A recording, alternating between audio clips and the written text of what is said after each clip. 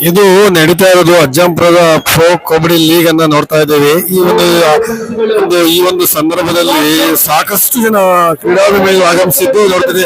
ಈಗ ಇದು ಕೊನೆಯ 4 ಅಂಶಗಳ ಒಂದು ನಿಮಿಷಗಳ ಅವಧಿಯನ್ನು ನೋಡ್ತಾ ಇದ್ದೇವೆ. ಈಗ 3 ಜನ ಇದ್ದಾರೆ ಡಿಫೆಂಡರ್ ಆಗಿ. ಇವರು ಐರಾವತಿ ತಂಡಗಳು ಬಂದಿದ್ದಾರೆ. ಯಾವ ರೀತಿಯಾಗಿ ಮರೆತಿರೋದನ್ನು ನೋಡ್ತಾ ಇದ್ದೇವೆ. ಯಾವ ರೀತಿಯಾಗಿ ಸೂಪರ್ ಆದ ಟ್ಯಾಕಲ್ ಅನ್ನ ಮಾಡಿದ್ದಾರೆ. 2 ಔಟ್ ಆಗಿರೋದನ್ನ ಕಾಣ್ತಾ ಇದ್ದೇವೆ.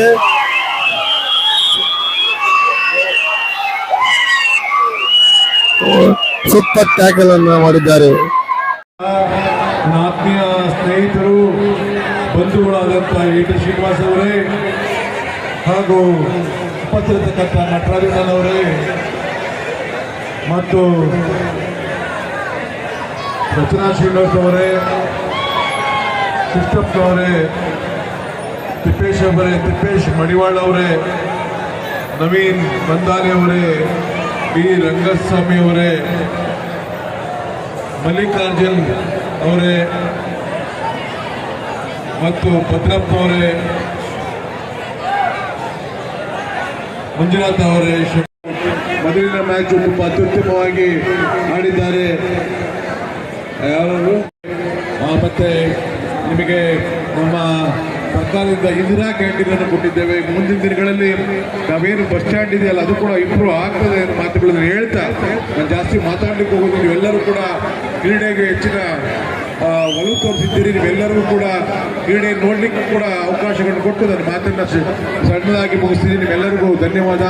ಮತ್ತು ಹೆಚ್ಚಿನದಾಗಿ ನಮ್ಮ ಕದಂಬಾಟಿ ಯುವಕರಿಗೂ ಕೂಡ ವಿಶೇಷವಾಗಿ ಧನ್ಯವಾದವನ್ನು ಹೇಳ್ತಾ ಇಲ್ಲಿ ನಾನು ಕೆಲವರು ಹೇಳಲಿಲ್ಲ. ಇವತ್ತು 14ನೇ ಕನ್ನಡ ರಾಜ್ಯೋತ್ಸವವನ್ನು ಬೆಳಿಗ್ಗೆ ತಾನೇ ಆಯೋಜಿಸಿದ್ದು, ಅದರ ಅಂಗವಾಗಿ ಅಜ್ಜಂಪುರದಲ್ಲಿ ಪ್ರಥಮ ಬಾರಿಗೆ ಪ್ರೋ ಕಬಡ್ಡಿ ಮಾಧುರ್ಯ ಲೀಗ್ ಗಣಪತಿ ಭಾವಿಸ್ತೇನೆ. ತುಂಬ ಖುಷಿಯಾಗುತ್ತೆ.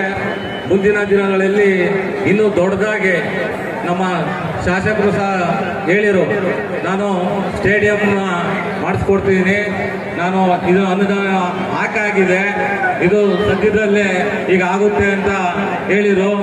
ಏಕೆ ಇಡೀ ಅಜ್ಜಂಪುರ ಜನಕ್ಕೆ ತುಂಬ ಖುಷಿಯಾದ ಮಾತು ಅಂತ ನಾನು ಸಹ ಭಾವಿಸ್ತೇನೆ.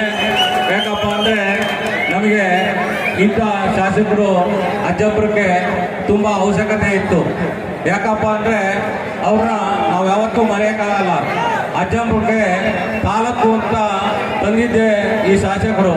ಇವರಿಗೆ ನಾವು ಯಾವತ್ತೂ ಚಿರಋಣಿಯಾಗಿ ಇರ್ತೀವಿ ಅಂತ ನಾನು ಈ ಟೈಮಲ್ಲಿ ಹೇಳೋಕ್ಕೆ ಇಷ್ಟಪಡ್ತೀನಿ. ಹಾಗೆ ಇಲ್ಲಿ ನಮ್ಮ ವೇದಿಕೆ ಮೇಲಿರೋ ಎಲ್ಲ ಗಣ್ಯರಿಗೂ ನಾನು